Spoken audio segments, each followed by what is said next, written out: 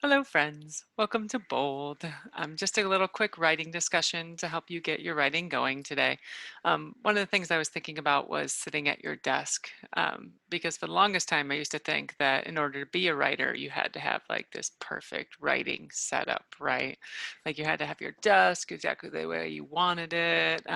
You had to have like the lamp, and you have to have the pencil cup, and really, like, this is something I really thought that you could only write when you had like carefully prepared your space in order to do so. But what I've learned over time is that, if I lock myself in to only being able to write in a particular scenario, then when I have a moment in time as a parent or as a person that opens up and I want to write, then suddenly I feel like bound to only create in this place, right? And I do think it's important to have these things that you do, these habits that are related to your writing, because it just makes it easier for you to get into that groove.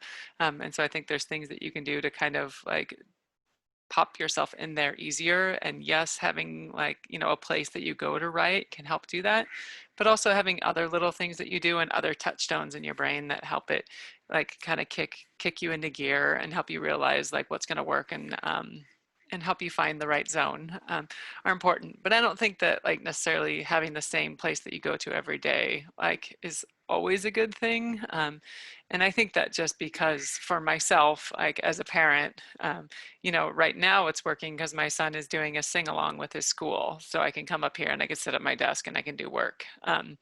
But there's other times when, like, say he wants to play outside or he's running around in the backyard, right?